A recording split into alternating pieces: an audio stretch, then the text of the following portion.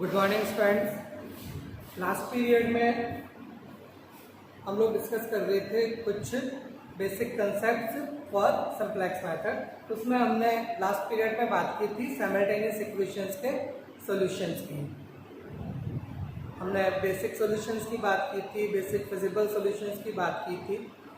अब इनसे हमें एक एलपीपी को हम किस तरह से सॉल्व कर सकते हैं, वो एक चीज़ हम आज एक प्रॉब्लम लेके देखते हैं। मैं एक प्रॉब्लम एलपीपी लेता हूँ एक, और उसको हम सॉल्व करके देखते हैं साइमल्टेनियस इक्वेशंस के सॉल्यूशन के कॉन्सेप्ट से। देखिए, ये प्रॉब्लम हमें दे रखी है, find the optimal solution of the following LPP. Find the optimal solution of the following LPP. LPP हमें दे रखी है, maximize z is equal to 2x1 plus 3x2 plus 4x3 plus 7x2 subject to 2x1 plus 3x2 minus x3 plus 4x4 is equal to 8, and x1 minus 2x2 plus 6x3 minus 7x4 is equal to minus 2, and x1, x2, x3, x4 are greater than equal to 0। तो ये एक LPP हमें दे रखी है और हमें इसको सॉल्व करके इसका ऑप्टिमल सॉल्यूशन निकालना है। अब देखिए, ये 4 वेरिएबल्स में है तो ग्राफिकल मेथड से हम इसको सॉल्व नहीं कर सकते हैं। तो ग्राफिकल मेथड का एक सबसे बड़ा मेजर ड्रॉबैक तो यही है कि अगर ये एलपीपी हमें सॉल्व करनी होती तो ग्राफिकल मेथड से सॉल्व नहीं हो सकती। चलिए, अभी देखिए, यहाँ पे कॉमन जो कंस्ट्रेंट्स हमारे पास है वो इक्वल टू में इक्वेशंस है, इनइक्वलिटीज नहीं है। तो अगर ये इक्वेशंस है तो हमें इनका एक ऐसा सोल्यूशन लेना चाहिए, पहले हम इनका फिजिबल सॉल्यूशन ऐसा हो जो इन दोनों को सेटिस्फाइड करता हो और नॉन नेगेटिव रेस्ट्रिक्शंस को सेटिस्फाइड करता हूँ, और उन वो जितने भी पॉसिबल सॉल्यूशंस हैं उनमें से जो उस z की वैल्यू को मैक्सिमाइज करे वो सॉल्यूशन हमें निकालना है। अब ये देखिए, एक चीज़ मैं आपको पहले बता चुका हूँ कि जो हमारा ऑप्टिमल सॉल्यूशन होगा वो बेसिक फिजिबल सॉल्यूशन भी होगा। तो हमारा जो फिजिबल सॉल्यूशन है, अगर वो बेसिक है, अगर फिजिबल सॉल्यूशन बेसिक है तो जो बेसिक फिजिबल सॉल्यूशंस हमारे पास जितने होंगे उनमें से ही हमें ऑप्टिमल सॉल्यूशन मिलेगा। तो हम इसका बेसिक फिजिबल सॉल्यूशन निकालते हैं। पहले ये देखिए, ये हमारे पास 2 इक्वेशंस हैं और हमारे पास वेरिएबल्स हैं 4।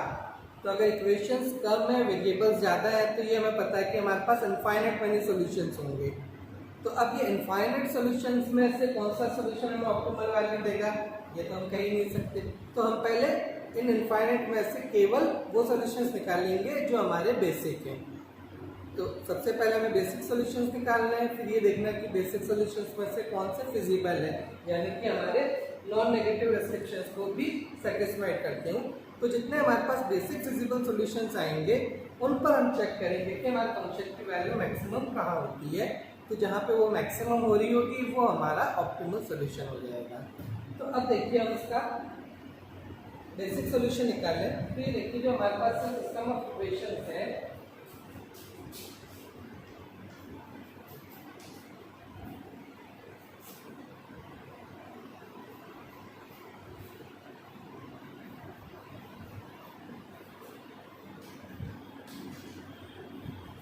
given system of equations can be rewritten as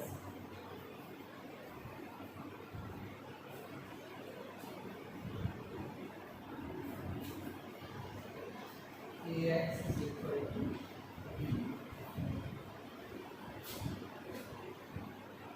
where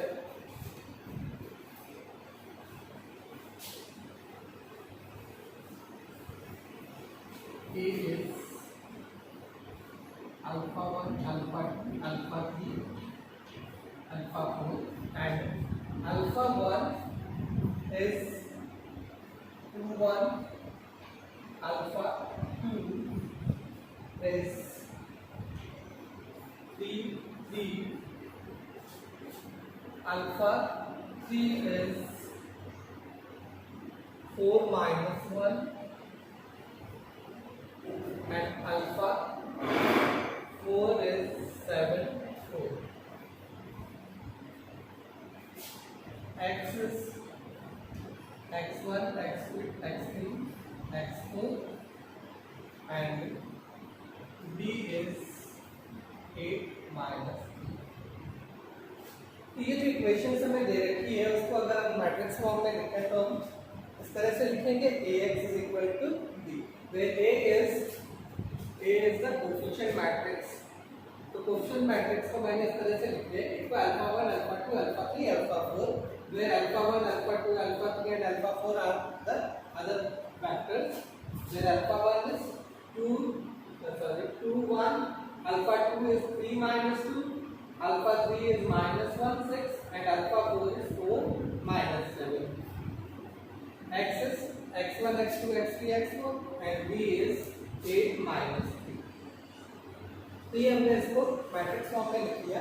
अब अगर हम इसके बेसिक सॉल्यूशंस की बात करें तो ये देखिए नंबर ऑफ बेसिक सॉल्यूशंस जो हमारे पास होंगे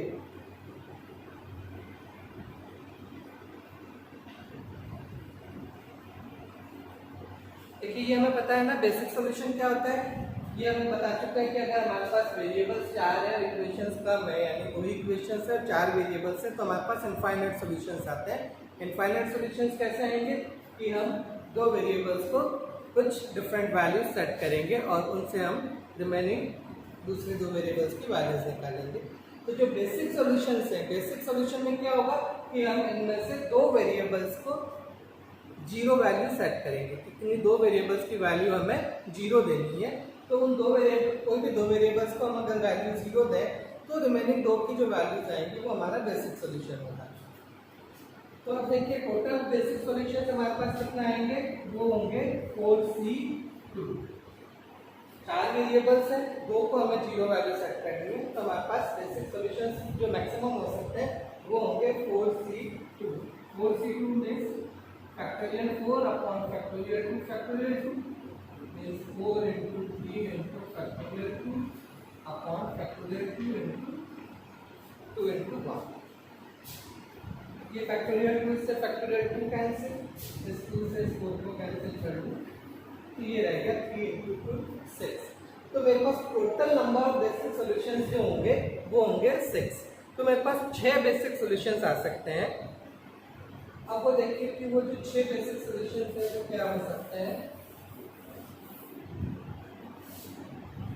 ये देखिए फर्स्ट बेसिक सॉल्यूशन मैं D1 कह देता हूँ। तो D1 जो है वो मेरा हो सकता है अल्फा 1 अल्फा 2। एक सॉल्यूशन में ये ले सकता हूँ अल्फा 1 अल्फा 2, यानी कि x1 और x2 मैं इक्वेशन रखूँ, मैं x3 और x4 को जीरो वैल्यू सेट कर लूँ। मुझे कोई दो वेरिएबल्स को जीरो सेट करना है, तो एक कैसे हो सकता है कि मैं x3 और x4 को जीरो रख लूँ, तो मेरे पास जो इक्वेशन बचेंगी वो x1 और x2 में होंगी, यानी कि हमारा B1 जो है वो हो गया अल्फा 1 अल्फा 2।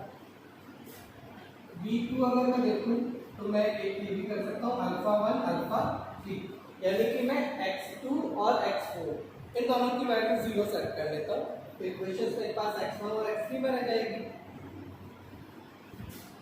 थर्ड मैं ले सकता हूँ अल्फा 1 अल्फा 4, मैं x2 और x3 की वैल्यू जीरो सेट कर लेता हूँ, तो अब मेरे पास इक्वेशंस रह गई x1 और x4। देन देखिए एक ही हो सकता है D4 हम ले लें अल्फा 2 अल्फा 3, यानी इस बार मैं x1 और x4 इन दो की वैल्यू जीरो सेट कर लेता हूँ। D5 देखिए अल्फा 2 अल्फा 4, मैं x1 और x3 इन दो की वैल्यू 0 रख लेता हूँ, तो इक्वेशन मेरी रह जाएगी x2 और x4 में। और लास्ट हम रख सकते हैं अल्फा 3 अल्फा 4, यानी कि मैं x1 और x2 को 0 रख लूँ तो हमारे पास इक्वेशन रह जाएगी x3 और x4 में। तो ये 6 मेरे पास बेसिक सॉल्यूशंस आ गए। तो 6 बेसिक वेक्टर्स के हैं v1 v2 v3 v4 v5 v6। इन 6 से हमारे पास 6 बेसिक सॉल्यूशंस आएंगे। अब देखते हैं कि वो बेसिक सॉल्यूशंस क्या हो सकते हैं।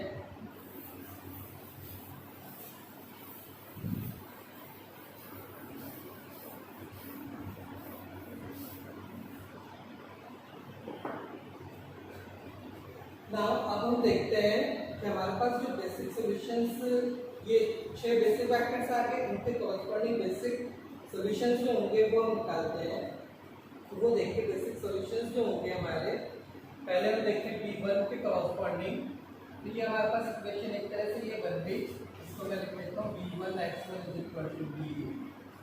तो v1 जो है वो हमारा है अल्फा 1 अल्फा 2, और यहाँ पे बेसिक वेक्टर्स जो है वो हमारे रहेंगे x1 x2। तो अब जो सॉल्यूशन आएगा, मैं इसको x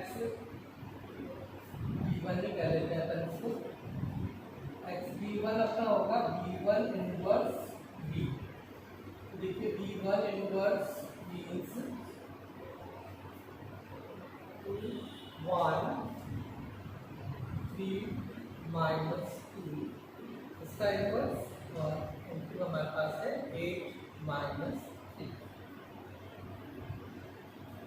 अब ये देखिए ये हमारे पास आ जाएगा, इसका हम डिटरमिनेंट लें तो डिटरमिनेंट हो गया -4 -3 माइनस का 1/7 इंटू इसका एडजॉइंट। एडजॉइंट इसका हो जाएगा -2 और ये -3 -1 इंटू 8 माइनस 3। तो ये हमारे पास आ जाएगा -1/7 इंटू -16 प्लस 9 -8 -6, ये रहेगा -1/7 और ये रह गया आपका -7 और ये हो गया -14, इट मीन्स 1 2। तो xv1 हमारा फर्स्ट बेसिक solution आ गया 1 2, means x1 is 1, x2 is 2 and x3 and x4 both are 0। then next अगर हम देखें x2, ये हमारा हो जाएगा v2 इनवर्स d। v2 हमारे पास था अल्फा 1 अल्फा 3, अल्फा 1 हमारा आ गई वही 2 1,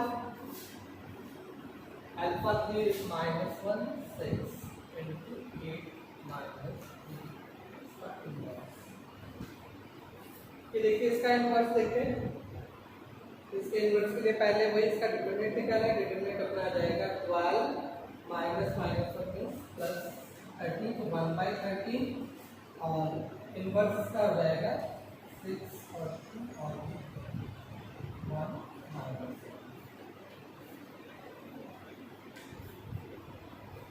ये हमारा हो गया 1/13 into 48 minus 3 minus 8 minus 6 45 minus 40। तो ये दूसरा सॉल्यूशन हमारे पास एक ये आ गया 14/13 एंड माइनस 14/13। देन अब हम थर्ड सॉल्यूशन देखें हमारा xv3।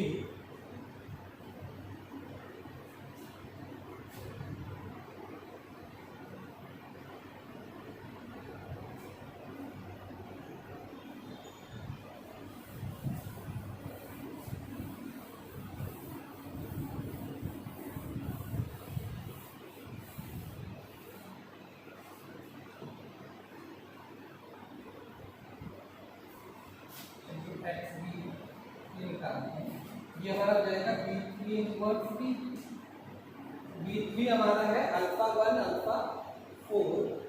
अल्फा वन तो अपना वही 2 1 और अल्फा फोर हमारा है 4 माइनस 7।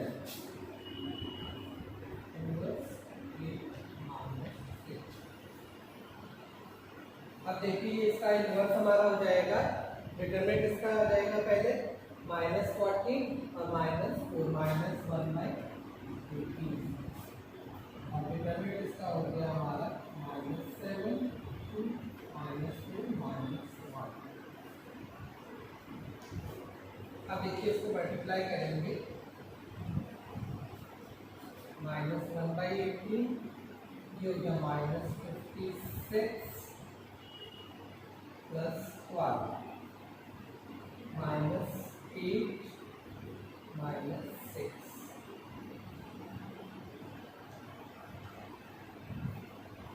ये हमारे पास रह गया माइनस का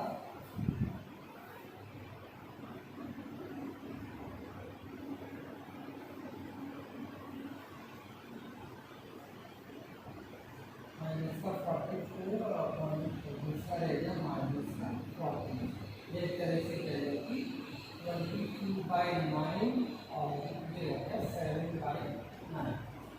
एक सोल्यूशन और हमारे पास ये आ गया 22/9 7/9। x1 हमारा 22/9 और x4 7/9। x3 और x2 ये दोनों हमारे यहाँ पे 0 है। देन नेक्स्ट अगला हम देखते हैं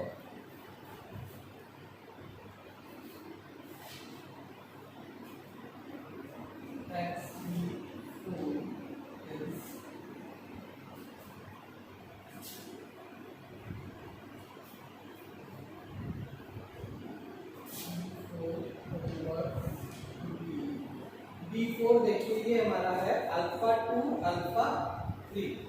अल्फा 2 हमारा था 3 - 2 and alpha 3 is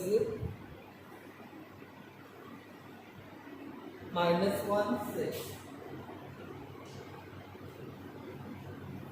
इसका इनवर्स इनटू b हमारा 8 - 3। अब इसका इनवर्स से देखिए वही पहले इसका डिटरमिनेंट निकालना, तो ये आ गया 18 - 2 16 1/16 और इसका एडजॉइंट लेंगे तो आ जाएगा 6 और 3 यहाँ हो जाएगा 1/18।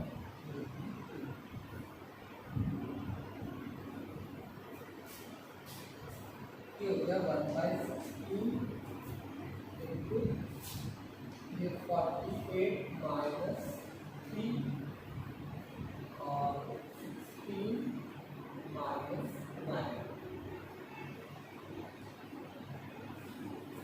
और 5 7।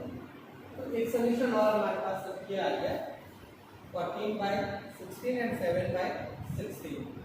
यानी कि अल्फा 1 हमारा यहाँ पे 0 है, अल्फा 2 यानी x2 x2 is 45/16, x3 is 7/16 and x4 is 0। Next अब देखते हैं। अब नेक्स्ट हमारा B5 अगर हम देखते हैं B5 inverse B, that is B5 हमारा था अल्फा 2 अल्फा 4। अल्फा 2 हमारा वही 3 - 2 and alpha 4 is 4 - 7।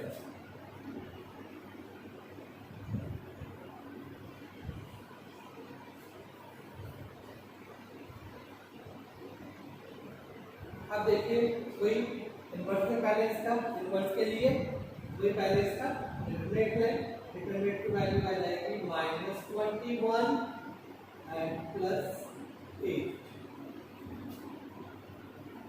ये रहेगा माइनस का 1/13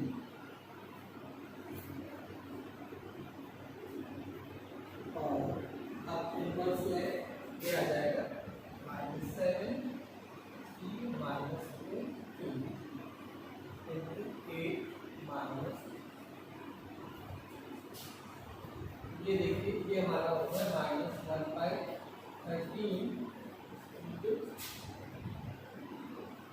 minus 56 plus 12. 16 minus 12.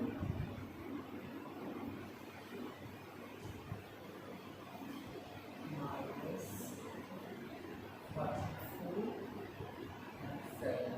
which हो गया हमारा 44 by 13 and 7 by 13. एक सॉल्यूशन और ये आ गया हमारे पास 44 by 30 और माइनस 7 by 30. तो ये हुआ अपना XD5 यानी अल्फा 2 अल्फा 4 है. तो अल्फा 2 यानी x2 हमारा 44 by 30 और x4 हमारा माइनस 7 by 30 और x1 और x3 दोनों 0. देन लास्ट एक सोल्यूशन और रह गया D6 अल्फा 3 अल्फा 4 वाला, वो और निकाल देता हूँ मैं.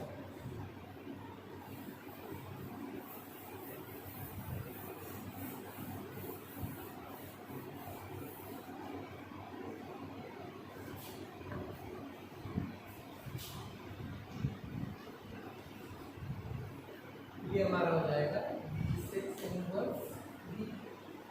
D6 हमारा है अल्फा 3 अल्फा 4 और अल्फा 3 हमारा है माइनस 16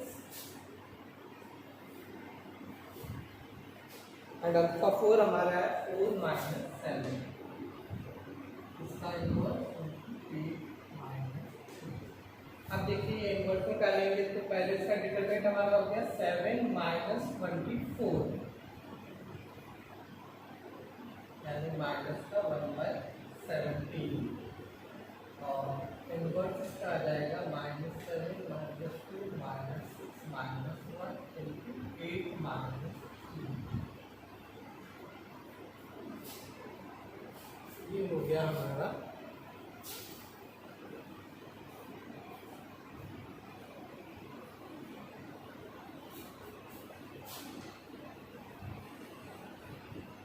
माइनस का 56 प्लस का 12 माइनस का 48 प्लस का 3 minus 44 minus 45 44 by 17 and 45 by 7. तो ये हमारे पास 6 बेसिक सॉल्यूशंस आ गए. फर्स्ट बेसिक सॉल्यूशन हमारा था 1 2 x1 is 1 x2 is 2 x3 x4 are 0. Second basic solution हमारे पास था ये. देखिए मैं एक बार सारे बेसिक सॉल्यूशंस एक साथ लिख देता हूँ.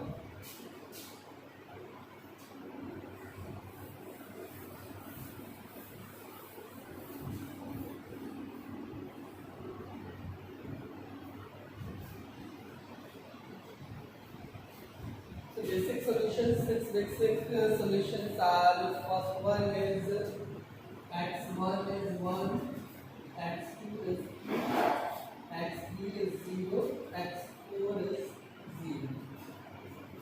Second one is x1 is 45 by 13, x2 is 0, x3 is minus 14 by 13. Next one is x1 is 22 by 9, x2 is 0, x3 is 0, here x4 is 0 and here x4 is 7 by 9.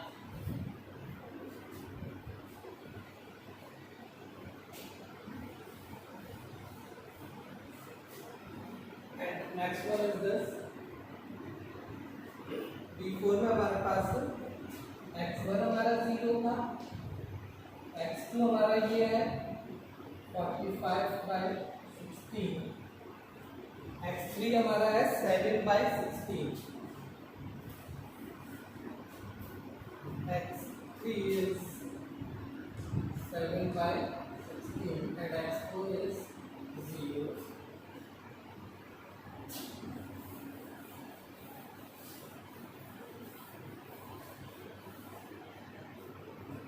Next x5 को यहाँ देखें, x1 is 0, x2 यहाँ हमारा है 44/13, x3 हमारा 0 है और x4 हमारा है -7/13।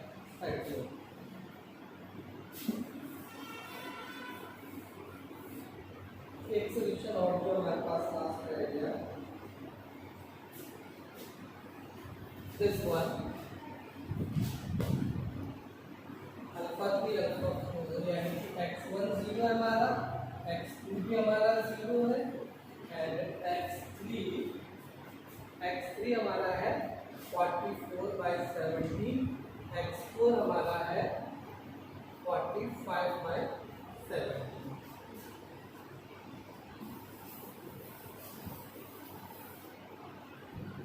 तो ये देखिए ये 6 बेसिक सॉल्यूशंस हमारे पास है, लेकिन इनमें से अगर हम देखें तो एक ये सॉल्यूशन और एक ये सॉल्यूशन, यहाँ पे अगर हम देख रहे हैं तो हमारे पास x3 माइनस का आ रहा है और यहाँ देख रहे हैं तो x4 हमारा नेगेटिव आ रहा है, जबकि हमारे पास नॉन नेगेटिव रेस्ट्रिक्शंस जो है उनके अकॉर्डिंगली कोई भी वेरिएबल नेगेटिव नहीं हो सकता है। तो ये जो दो सॉल्यूशंस हैं ये दोनों बेसिक सॉल्यूशंस तो है, लेकिन ये हमारे फिजिबल सॉल्यूशन नहीं है, तो ये हमारा बेसिक फिजिबल सॉल्यूशन नहीं हो सकता। तो हमारे पास केवल 4 बेसिक फिजिबल सॉल्यूशंस है। We have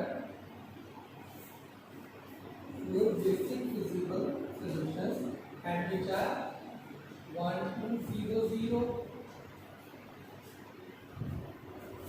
22/9, 0, 0, 7/9, 0, 45/16, 7/16, 0 and 0, 0, 44/17, 45/17। तो ये 4 बेसिक फिजिबल सॉल्यूशंस हमारे पास है और इनमें से कोई एक हमारा ऑप्टिमल सॉल्यूशन होगा। तो वो ऑप्टिमल सॉल्यूशन कौन सा होगा, अब हम वो निकाल लेते हैं। इसके लिए z की वैल्यू देख लेते हैं इन फंक्शंस पर। z जो था हमारा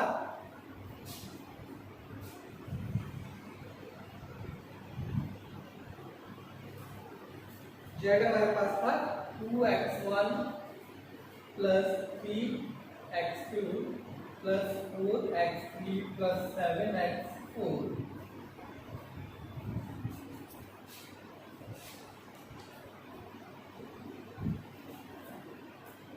तब देखिए z की वैल्यू, फर्स्ट वैल्यू अगर हम देखें 1 इस पर 1 2 0 0 पर, तो ये आ जाएगी 2 + 6 = 8। सेकेंड वैल्यू इस पर देखें तो z हमारा होगा 2 × 20/9 +0 + 0 + 7 × 7/9 means 44/9 + 49/9, that is 93/9। Next value देखिए z की, तो z3 हमारा है 0 + 3 × 45/16 plus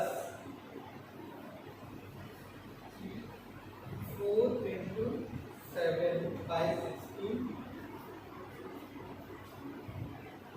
135/16 plus 28/16।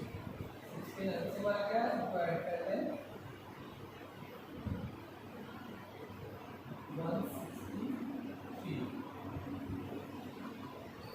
तो z की नेक्स्ट वैल्यू आ गई 163/16 और जो लास्ट z की वैल्यू हमारे पास आ जाएगी इसके लिए 4 × 44/17 plus 7 × 45/17, that is 88 plus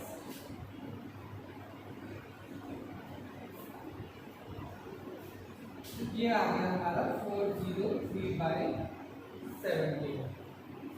अब देखिए ये z की 4 वैल्यूज है, इन पे हमें देखना है कि मैक्सिमम वैल्यू कौन सी है। यहाँ पे देखिए z1 हमारा आ रहा था 8, इसके बाद में नेक्स्ट हम ये देखेंगे 93/9 मीन्स 10.17, तो ये z2 हमारे z1 से बड़ा हो गया। देन z3 पे देखें 163/16, ये भी 10 पॉइंट कुछ है। और z4 पे देखें तो 403/17, तो ये वैल्यू हमारी मैक्सिमम है। तो z की जो मैक्सिमम वैल्यू हमारी ऑब्टेन कर रही है वो आ रही है 403/17, ये वैल्यू हमें मिलेगी। यहाँ पे x1 हमारा 0 हो, x2 0 हो, x3 हमारा 44/17 और x4 हमारा 45/17 है। तो maximum value of z is 403/17, ये हमारा ऑप्टिमल सॉल्यूशन होगा। तो इस तरह से ये हमने देखा कि हमारे पास एक एलपीपी थी जिसमें कंस्ट्रेंट्स हमारे इक्वेशन की फॉर्म में थे, इनइक्वेशन वाली फॉर्म में नहीं थे। तो हमने इस तरह से बेसिक फिजिबल सॉल्यूशंस निकाले पहले, और फिर उन बेसिक फिजिबल सॉल्यूशंस में से ऑप्टिमल सॉल्यूशन हमने फाइंड आउट किया। अब नेक्स्ट पीरियड में हम कुछ और कॉन्सेप्ट्स के बारे में बात करेंगे। Thank you.